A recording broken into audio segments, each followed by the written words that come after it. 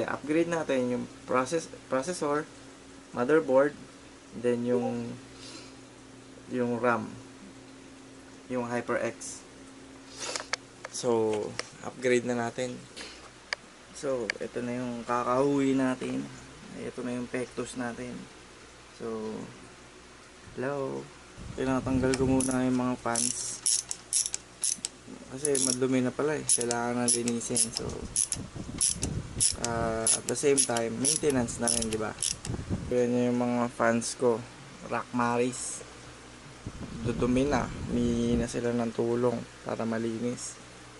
Ilan, linisin mo ko. Ang dumi ko na. So, huwag kayong mag-alala. Lilinisin ko kayo. Chill lang kayo dyan, ha? Tatanggalin ko na yung processor. O yung cooler ko pala. Tatanggalin ko yung cooler.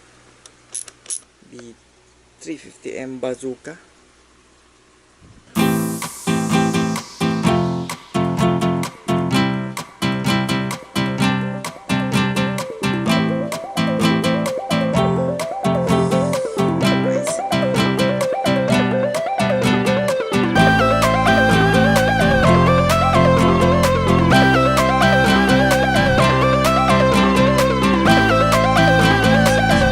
Lapit ka na, Ryzen 7.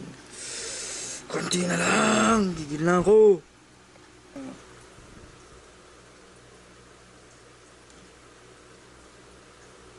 Spread natin evenly. Siguro yan lang muna kasi masyado siyang madami. So may kasama siyang spatula, which is the spatula cooler master. Hindi ko alam kung bakit puti siya, so masyado kasi siyang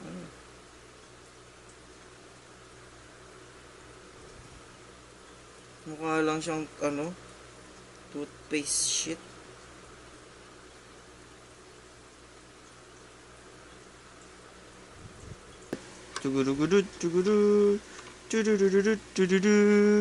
Pantay ba mga men? Ayan. Ayan na siya ngayon. May cheat dito. Tanggalin mo to. Boom! Pug! Nang na. Makikita na yung pagka-RGB niya. Ayoko naman yung mga grills eh. Pero add to sa pagka yung heatsink niya. Pero try natin kung maganda itsura na may ganito. Kasi kita yung RGB. Kasi RGB is life. RGB is life. So hindi ko pala nakalagay. USB. Kabit natin. So tapos medyo ayos natin itong mga tubular.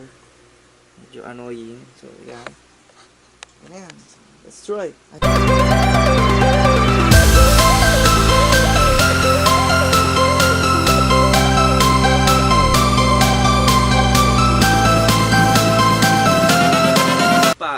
PUBG.